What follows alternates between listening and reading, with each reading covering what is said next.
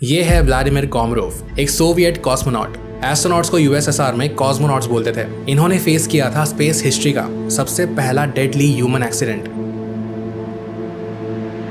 कॉमरोव engineer और test pilot थे। वो सिस्टम्स को बहुत अच्छे से समझते थे। 1967 में ये सोयूज 1 नाम के स्पेसक्राफ्ट में बैठे, जिसमें लॉन्च से पहले ही कई टेक्निकल इश्यूज आइडेंटिफाई किए गए थे।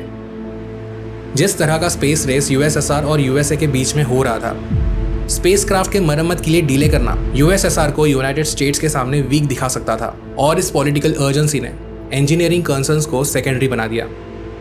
मिशन लॉन्च हुआ, लेकिन ऑर्बिट में पहुंचते ही सोलर पैनल डिप्लॉय नहीं हुआ। इसकी वजह से पावर जनरेशन अफेक्ट हुआ, नेविगेशन और ओरिएंटेशन कंट्रोल में प्रॉब्लम्स आने लगे। स्पेसक्राफ्ट अनस्टेबल हो गया, डॉकिंग को कैंसिल करना पड़ा और पूरे मिशन को अबॉर्ट किया गया।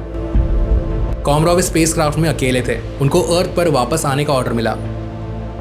अब अर्थ के एटमॉस्फेयर में री एंट्री करना ये सबसे डेंजरस फेज होता है किसी स्पेसक्राफ्ट के लिए। ऑर्बिट में स्पेसक्राफ्ट लगभग 27 से 28 हजार किलोमीटर पर आवर की स्पीड से ट्रैवल करता है, और री एंट्री के दौरान इसे कंट्रोल तरीके से स्लो डाउन करना पड़ता है। स्पेसक्राफ्ट के सामने एक हीट शील्ड बनी होती है जो एक्सट्रीम री एंट्री हीट को सक्सेसफुली हैंडल कर सकती है। कॉमरोव सक्सेसफुली अपने स्पेसक्राफ्ट को अर्थ के एटमॉस्फेयर के अंदर लेकर तो आते हैं, लेकिन उनका पैराशूट ही नहीं खुलता।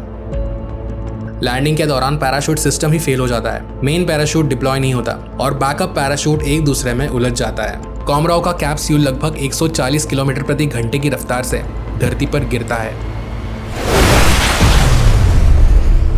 ग्राउंड पर इंपैक्ट होने पर इसके अंदर के solid fuel landing rockets activate हो जाते हैं, जिससे बड़ा एक्सप्लोजन होता है और इंटेंस आग लग जाती है।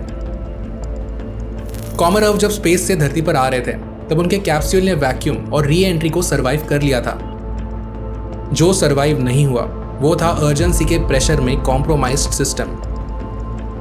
फिजिक्स को ना पॉलिटिक्स समझ आती है ना डेडलाइंस। फिजिक्स सिर्फ कॉज और कॉन्सिक्वेंसेस को समझती है, और जो कॉज को इग्नोर करता है